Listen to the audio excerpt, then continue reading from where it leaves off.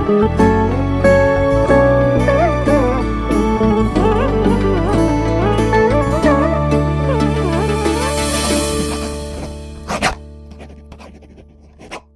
శ్రీ సాయిరామ్. ఓం Shri Sairam.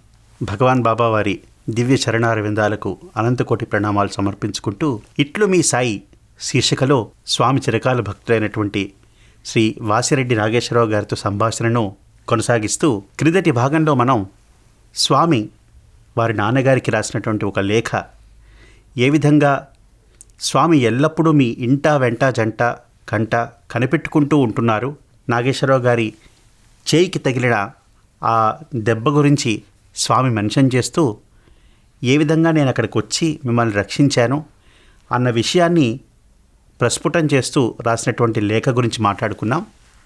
Sir, ఈనాడు స్వామి ఎన్నో ఉత్తరాలు నాన్నగారికి, మీ ఫ్యామిలీ మెంబర్స్కి రాసినటువంటి సందర్భాలున్నాయి. ముచ్చటగా మనం ఇంకొక 2 అంశాలను మనం టచ్ చేస్తూ మనం మాట్లాడుకుందాం ఈరోజు. ఎందుకంటే ఈ ప్రేమ గాథ సాగుతూనే ఉంటుంది. మనం ఎన్ని రోజులు ఇక్కడ కూర్చున్నా సరే స్వామి రాసినటువంటి ఆ ప్రేమ బిందువులు, సుధా బిందువుల్ని మనం ఆస్వాదిస్తూనే ఉంటాము. ముచ్చటగా మనం 2 మనం చూద్దాము. సార్, ఒక విషయం నేను గమనించింది ఏంటంటే, నాన్నగారికి మీ ఫ్యామిలీ మెంబర్స్కి రాసినటువంటి దీంట్లో ఒక్కొక్కరిని సంబోధిస్తూ స్వామి రాస్తున్నారు. ఆ విషయమే మీరు ఏమైనా చెప్తారా? తప్పకుండానండి. దీని ఇంపార్టెన్స్ చాలా చాలా ఉంది. ఇది ఈ ఉత్తరాలు స్వామి రాస్తాం అనే కాన్సెప్ట్ వే బ్యాక్ 1955 నుంచి ఉండి మా ఫ్యామిలీకి ఉందండి. అది ఎట్లాగంటే, నాన్నగారికి స్వామికి, అట్లాగే అమ్మకి స్వామికి ఎటువంటి రిలేషన్షిప్ ఉండేదంటే 1 to 1. ఆయన మాకు almost head of the family, number 1. ఏ విషయం ఇంట్లో జరిగినా ఆయనకి తెలవకుండా జరగదు. ఎందుకు జరగదు అంటే, దాని కాన్సిక్వెన్సెస్ ఏంటి? ఏదైనా ఒక పని మనం మొదలు పెడితే అది సరైన పద్ధతిలో మొదలుపెట్టామా లేదా, సో ఒకవేళ మొదలుపెట్టిన తర్వాత కూడా వాటి కాన్సిక్వెన్సెస్, పర్యవసరాలు ఎట్లాగా ఉంటాయి అన్నది ఇదివరకు అయితే మా డిస్క్రిప్షన్ యూజ్ చేసి చేస్తుండేవాళ్ళం.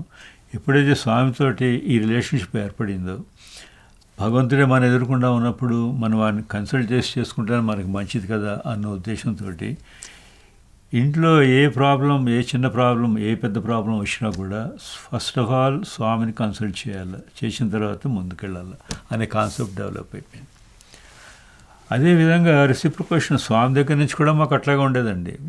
ఎందుకంటే ఎక్కువ ఉత్తరాలు రాస్తుంటే కొంతమంది గురువు గారు, ఏంటి నీకు పని లేదా, రోజు ఉత్తరాలు రాస్తారని అనుకునే వారు కూడా ఉండొచ్చు.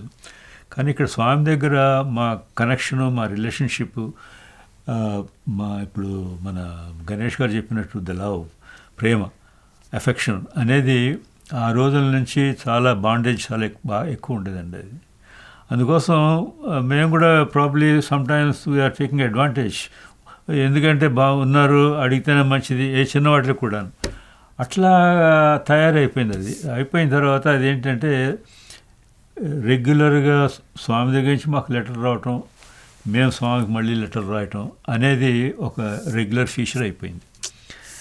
సో ఎప్పుడైతే నాన్నగారు లెటర్స్ స్వామికి రాస్తుంటారో, అప్పుడు వెంటనే మా మదర్ అనేది, మీరు కూడా రాయండి, స్వామికి లెటర్ రాయండి.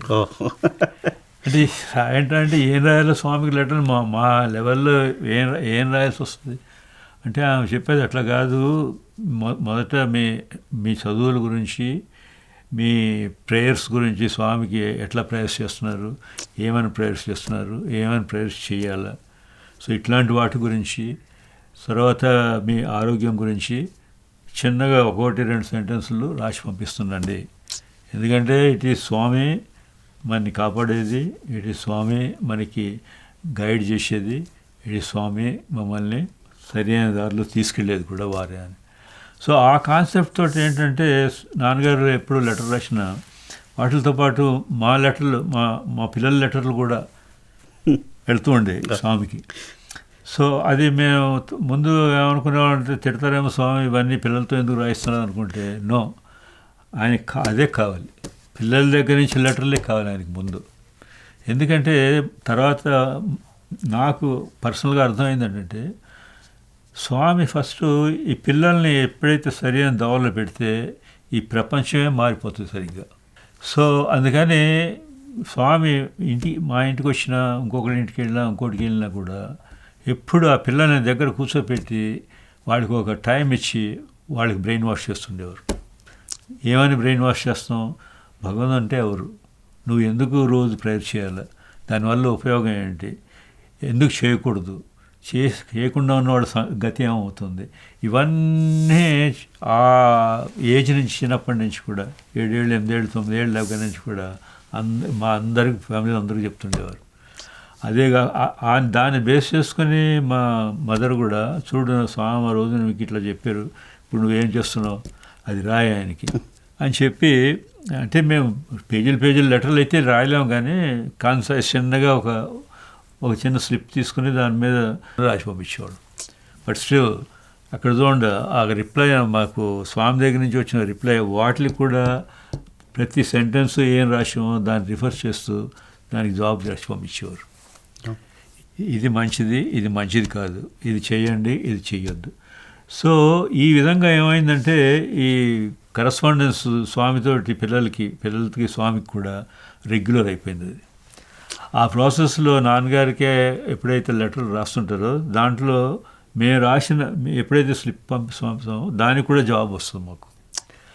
అట్లాగా ఇప్పుడు మనం ఏదైతే కొన్ని లెటర్స్ ఏదైతే మనం ఆడియన్స్ ముందు పెడుతున్నామో వినటానికి, అవి వినటానికే చాలా సొంపుగా ఉంటాయి. దాన్ని డీప్గా మీరు ఆలోచన చూస్తే ఓహో పిల్లలు కూడా ఈ పద్ధతిలో చేస్తేనే వాళ్ళు ఫ్యూచర్ బాగుంటుంది అన్న కాన్సెప్ట్ కూడా దాంట్లో చాలా క్లియర్గా వస్తుంది. ప్లస్ మీ ఆధ్యాత్మిక లెవెల్లో పిల్లలు ఎవరైనా లెటర్లు రాస్తే స్వామి ఎంత హ్యాపీగా ఫీల్ అవుతారంటే, అరే ఈ పిల్లవాడికి ఈ డౌట్ ఎట్లాగొచ్చింది, ఇది వీడిని ఎట్లా క్లియర్ చేయాలా, ఎంత చక్కగా క్లియర్ చేస్తే వీడి మైండ్లోంచి ఆ డౌట్ పోతుంది అన్న కాన్సెప్ట్ మనకన్నా ఆయనకి ఎక్కువ ఉండేది. సో ఆ విధంగా రాసిన లెటర్లు అండి ఇవన్నీ. కంటెంట్స్ ఏవైతే ఉన్నాయో we will try to practice. దాంట్లో ఆయన మంచి చాలా మంచి విషయాలు చెప్తారు ఒక్కొక్క చైల్డ్కి. దాన్ని చదువుకొని అంటే మేము ఎక్స్చేంజ్ చేసుకునేవాళ్ళం. మళ్ళీ ఇదిగో చూడు నాన్న స్వామి నాకు ఇట్లా రాశారు, నీకు ఇట్లా రాశారు అంటే దాంట్లో మాకు లేనివి అక్కడ ఉంటాయి, అక్కడ ఉన్నాయి మాకు ఉండవు. సో ఇవన్నీ కూడా మనం క్లబ్ చేసుకొని ఎట్లా హౌ వీ షుడ్ లివ్ అనేది పేరెంట్స్ మనం చాలా చక్కగా గైడ్ చేస్తుండేవారు అనమాట. ఆ కాంటెక్స్లో ఈ లెటర్స్ వచ్చినాయి మాకు ఇవన్నీ. సార్ ఒక విషయం ఎంతో క్లియర్గా అర్థమవుతుంది. ఒక లెటర్ చూస్తూ ఉంటే ప్రతి వాళ్ళని సంబోధిస్తూ స్వామి రాస్తున్నారు. చివరిలో ఇట్లు బాబా గారు అంటే ప్రతి పారాగ్రాఫ్ కూడా ఒక లెటర్ కింద స్వామి రాస్తున్నారు. అంటే the seriousness with which Swami is trying to explain every aspect which you have asked for అనేది దీంట్లో హైలైట్ అవుతుంది సార్. అవునండి. అంటే ఒక ఇన్నోసెంట్ చైల్డ్గా మీరు రాసిన ప్రతి డౌట్ని స్వామి దానికన్నా ఎక్కువ సీరియస్నెస్తో దాన్ని ఆన్సర్ చేయాలి. మీరు ఇందాక అన్నట్టు ప్రతి డౌట్ని మనం క్లారిఫై చేయాలి, వాళ్ళ మైండ్ క్లియర్ చేయాలి అన్న ఒక థాట్ ప్రాసెస్ కనిపిస్తుంది సార్ ఇక్కడ. సో మీకు రాసినటువంటి ఒక పారాగ్రాఫ్ని మనం చూద్దాము. ఒక లెటర్లో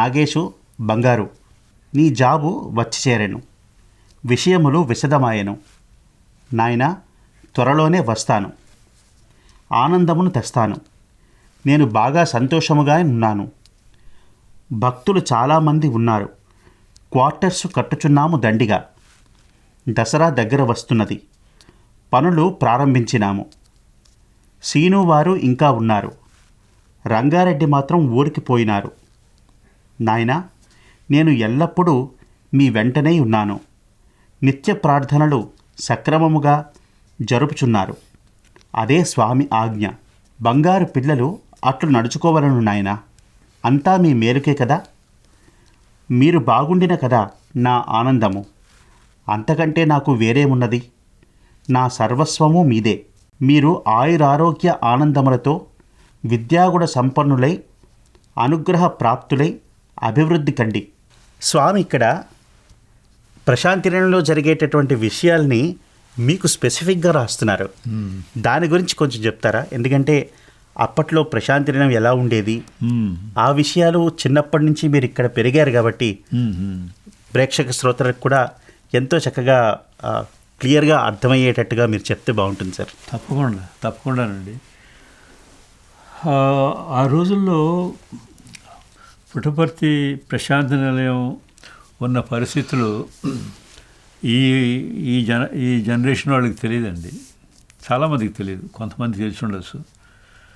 అప్పట్లో ప్రశాంతి నిలయం ఎట్లా అసలు ఇక్కడ కట్టగలుగుతారు ఈ రిమోట్ ప్లేస్లో? ఇక్కడ ఎలక్ట్రిసిటీ లేదు, ఒక వర్క్షాప్ లేదు, ఒక టెక్నీషియన్ లేడు, ఒక స్కిల్డ్ వర్కర్స్ లేరు. ఇక్కడ ఏం లేనప్పుడు ఇంత పెద్ద ప్రశాంతి నిలయం వీళ్ళు ఎట్లా కట్టారు అనేది చాలామందికి ఆ డౌట్ ఉంటుంది, చాలామందికి. సరే, మన బాటమ్ లైన్ ఆన్సర్ ఏంటంటే భగవంతుడే ఇక్కడ ఉన్నప్పుడు ఏం చేయలేరు వాళ్ళు, అన్నీ ఆయనే చేసుకుంటారు అన్న కంక్లూషన్కి మనం రావచ్చు. సో అది చాలా వరకు కరెక్ట్. అంటే నేను డీటెయిల్గా ఇంజనీరింగ్ గురించి, సివిల్ వర్క్స్ గురించి వాళ్ళు పుస్తకాల్లో రాసినవన్నీ చూస్తే మనకి అర్థం కాదు అసలు ఎట్లా చేశారు, ఎందుకు చేశారు, ఎవరు చేశారు అనేది.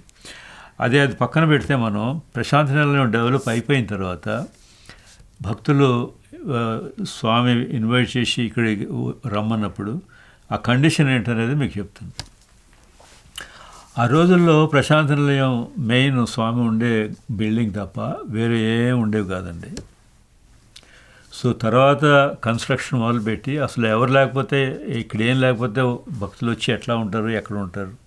చెట్టు కింద ఉండలేరు, టెంట్లు వేసుకుని ఉండలేరు, ఉంటే పక్కా హౌసెస్ ఏవో కొన్ని కావాలి అని స్వామి డిసైడ్ చేసుకొని ఫస్ట్ ఒక రో హౌసెస్ కట్టించారు. అక్కడ 4 హౌసెస్ ఉండేవి, రో హౌసెస్, అన్నీ ఒకటే వరుసలో ఉండేవి అనమాట.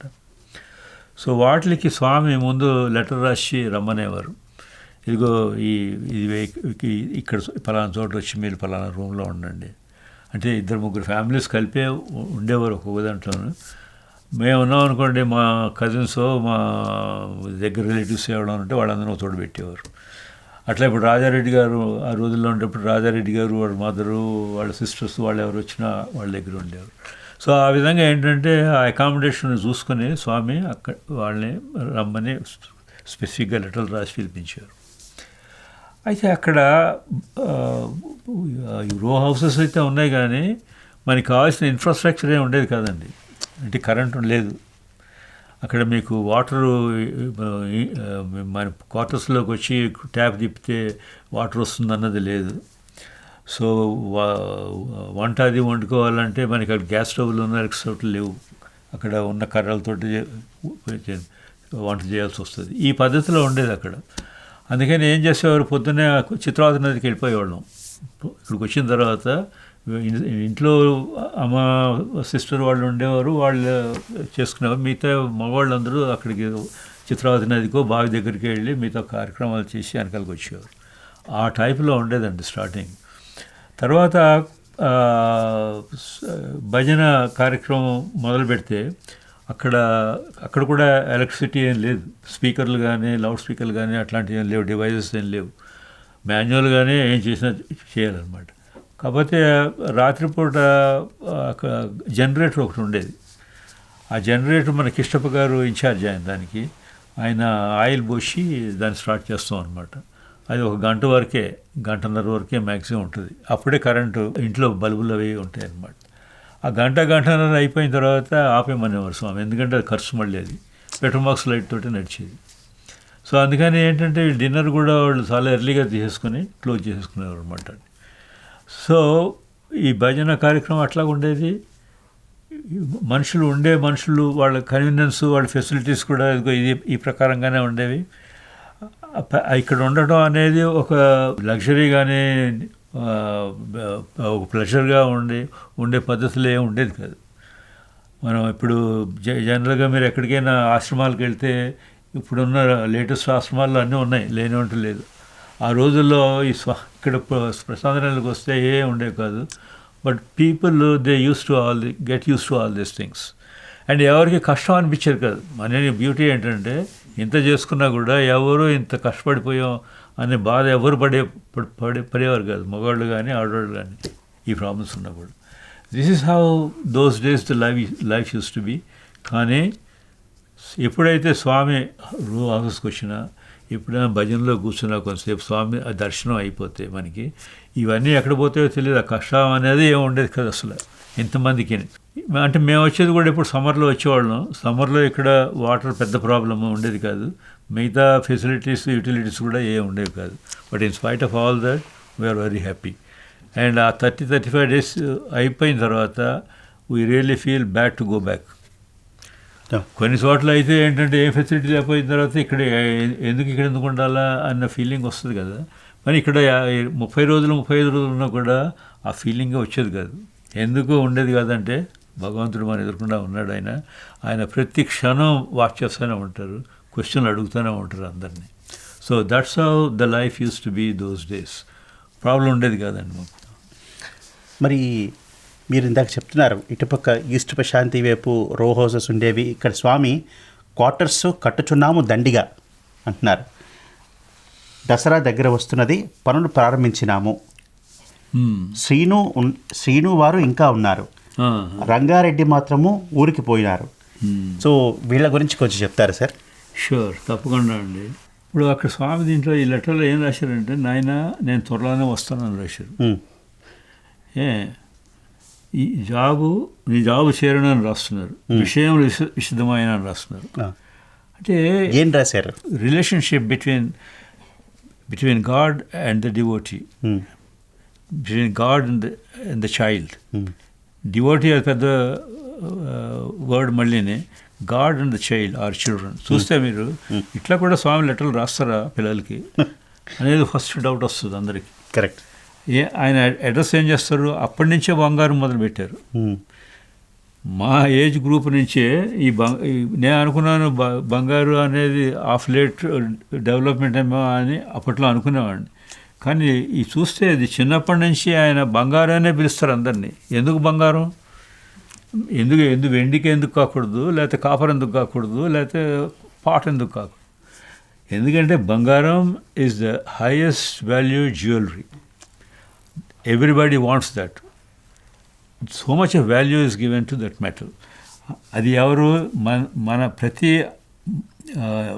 జీవుడికి అంత వాల్యూ స్వామి అప్పటి నుంచి ఇస్తూ మొదలుపెట్టారు అందరినీ. అందుకే బంగారు ఎందుకంటారంటే god is devotee, devotee is god. ఆ కాన్సెప్ట్ నుంచి ఆయన అడ్రస్ చేస్తాం కూడా అన్ని మీటింగ్లు అట్లాగే చేస్తారు కదా. అన్ని విషయాలు అంటే మీరు రాసిన ప్రతి లెటర్లో ఏం డీటెయిల్గా ఏమున్నాయో అవన్నీ నేను చదివాను, అంతా నేను ఫాలో అవుతున్నాను మిమ్మల్ని అని చెప్పటం. నేను త్వరలోనే వస్తాను ఈ మాట ఎందుకు అంటారంటే, మేము ఇక్కడి నుంచి వెళ్ళేటప్పుడు 30 days 45 days నుండి వెళ్ళేటప్పుడు యాజ్ యూజువల్ విశ్రూమ్ ఉంటుంది, కోరికల రూమ్ అని ఉంటుంది. అది ఒకళ్ళ తర్వాత ఒకళ్ళు పిలుస్తారు. ఆయన ఎప్పుడైతే వీళ్ళని పంపాలనుకున్నప్పుడు అదే రోజున పిలుస్తారు తప్ప ముందు పిల్లరు. అప్పుడు దాకా కూర్చోవడం వెళ్ళిపోవటం అందరూ, ఇంక్లూడింగ్ వీ.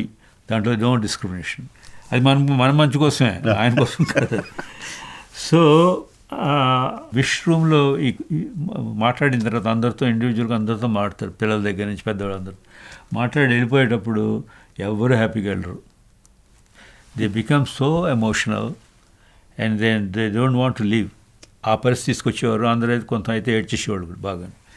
సో దాన్ని ప్యాసిఫై చేస్తానికి స్వామి ఏంటంటే ప్రతి చైల్డ్ దగ్గరికి వచ్చి, నా దగ్గరికి వచ్చి, నా తమ్ముడి దగ్గరికి వచ్చి అట్లా you should not feel so bad, don't become emotional, నేను మళ్ళీ వస్తున్నాను తొందరగానే, I will take care of you తొందరగానే అని చెప్పడానికి ఆయన ఈ లెటర్ రాస్తారనమాట. నాయన త్వరలోనే వస్తాను, ఆనందంలో తెస్తాను. సో ఆయన దగ్గర వచ్చిన దగ్గర నుంచి ఆయన ఎక్కడున్నా కూడా పొలమని వెళ్ళిపోతారు అంతా, ఇంకా అంతే చాలు. నేను బాగా సంతోషంగానే ఉన్నాను.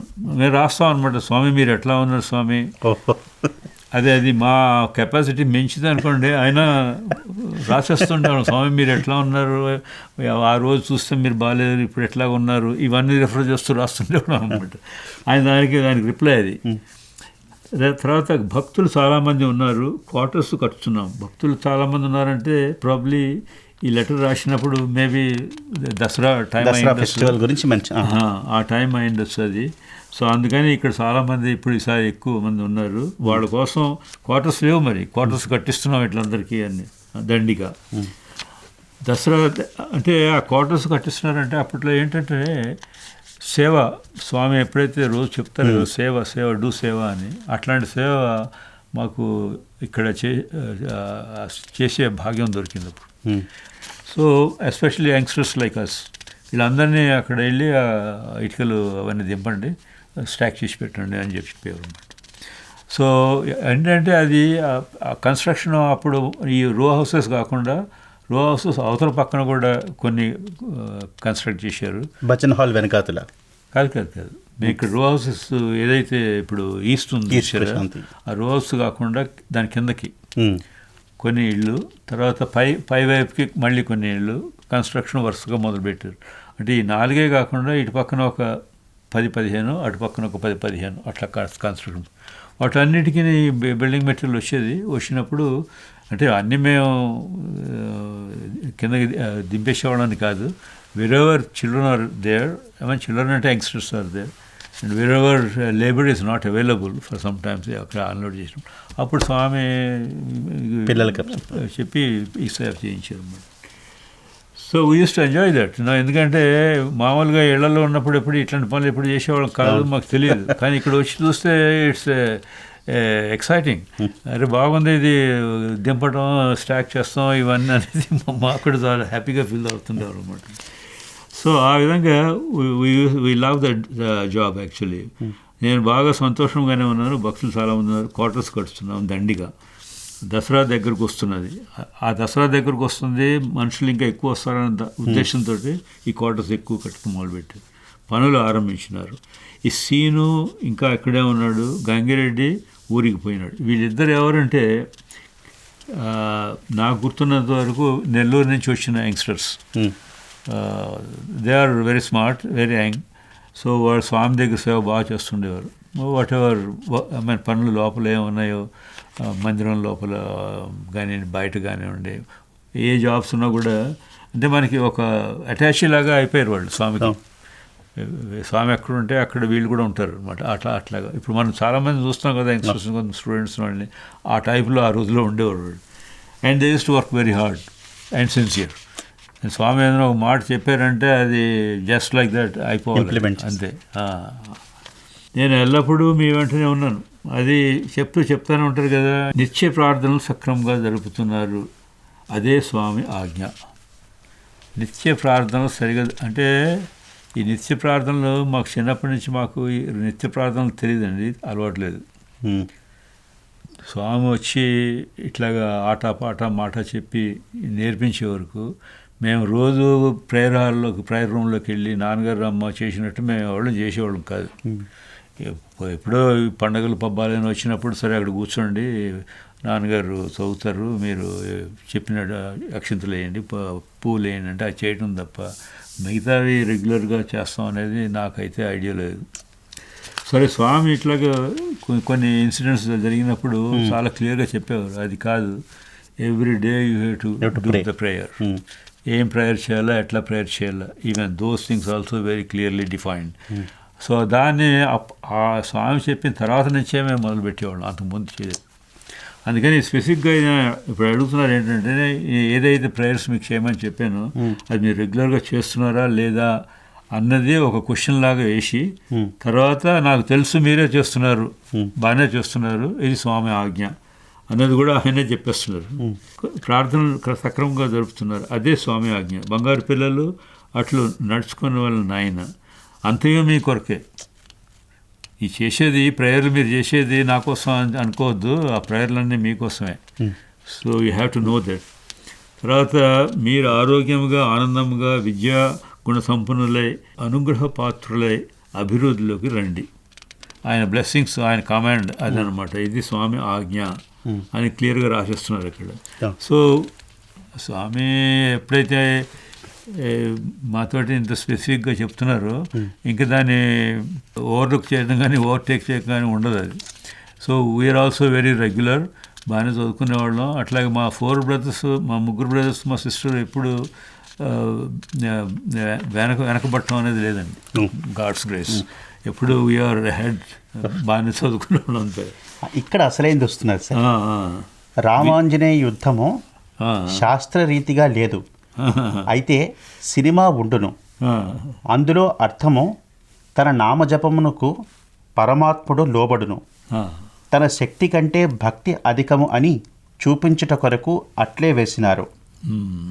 అంటే ఈ స్వామి చెప్పేటటువంటి ఈ విషయం వెనకాటలో ఉన్న స్టోరీ ఏమిటి సార్? మీరేమి రాశారు అసలు స్వామికి? అది చాలా ఇంట్రెస్టింగ్ అండి ఇది. అట్లాగే ఇది ఏ సందర్భంలో స్వామి రాశారంటే, ఆ చిత్రావతి ఫ్లడ్స్ బాగా రావటమో లేకపోతే దాటలేకపోతామో సంథింగ్ లైక్ దట్ హ్యాపెండ్. అప్పుడు ఏం చేసామంటే, ఇక్కడ కొత్త చెరువు నుంచి వెళ్తారు. కొత్త చెరువు వెళ్ళి అక్కడి నుంచి ట్రైన్ పట్టుకొని back to Hyderabad or Madras or whatever it is. So ఒకసారి పుట్టపర్తి నుంచి స్వామి పర్మిషన్ తీసుకుని వెళ్ళిపోయేటప్పుడు ఆ కొత్త చెరువు దగ్గర చాలా టైం ఉండేది మాకు ట్రైన్ క్యాచ్ చేస్తానికి. Maybe about 5 hours 6 hours train time ఉందన్నమాట. సో ఏం చేయాలి, 5 hours 6 hours ఇక్కడ కొత్త చెరువు దగ్గర కూర్చుని అనుకుని నడుస్తూ ఉంటే విశ్వాసం బిల్ బోర్డ్స్, రామాంజనేయ యుద్ధం అనేది ఒక బిల్ బోర్డ్ కనపడింది. ఏంటి, రాముడు వారికి ఆంజనేయుల వారికి యుద్ధం కూడా జరుగుతుందా అట్లాగా అనేది ఒక డౌట్ ఇద్దరికి వచ్చింది. వచ్చి ఇది ఇంట్రెస్టింగ్గా ఉంది, వై నాట్ టైం ఉంది కదా చూద్దామని అనుకున్నాం. But at the same time ఇది చూస్తే రేపు మళ్ళీ స్వామి ఏమంటారు, సినిమాలు చూస్తానికి వచ్చారా ఇక్కడికి అని అడుగుతారు, సినిమాలు చూస్తున్నారా ఇంకా అని అడుగుతారు. ఈ డౌట్, ఈ భయం కూడా ఉండేది అనమాట. కాకపోతే ఓన్లీ ఎక్స్క్యూజ్ ఏంటంటే ఇది ఆధ్యాత్మిక లైన్లో ఉంది కాబట్టి సినిమా ప్రాబ్లీ ఏం అనర్లే అనుకుని అందులో టైం ఉంది, ఎట్లా స్పెండ్ చేయాలో చెప్దాం అది ఒకవేళ అడిగితే అని చెప్పి ఆ థియేటర్ లోపలికి వెళ్ళి కూర్చున్నాం. ఆ సినిమాలో నార్మల్గా ఈ కథ అందరికీ తెలిసిందే కదా, కొత్తగా చెప్పేది ఏం లేదు. అక్కడ రాములు వారు వారి గురువు గారి ఆజ్ఞ ప్రకారం ఆ కాశీరాజు గారిని పనిష్ చేయాలి. అదే టైంలో ఆ రాజుగారు, కాశీరాజు గారు వెళ్ళి హనుమంతుడి గారి మదర్ని, అంజలీదేవిని, ఆవిడని పట్టుకుంటారు. అమ్మ నాకు ఫార్ములా ఉన్నాను, నన్ను రక్షించు అని చెప్పి ఆయన ఓకే అభయం ఇస్తుందామే, ఇచ్చి వెంటనే ఆంజనేయ వరకు చెప్తుంది, ఆయన సేవ్ చేయి ఇప్పుడు అనేటప్పటికీ వాళ్ళ ఆంజనేయ గారు ఎస్ అని చెప్పేస్తారు, ఆయన చేస్తానని. సో ఫైనల్గా ఏమవుతుంది, శ్రీరాముల వారికి ఆంజనేయ వారికి ఇప్పుడు ఫైటింగ్ అనమాట. సో అదేం జరుగుతుంది, సినిమాలో చూపించింది ఏంటంటే రాముల వారు బాణాలు వేస్తున్నారు, కానీ ఆయనకి తగట్లేదు.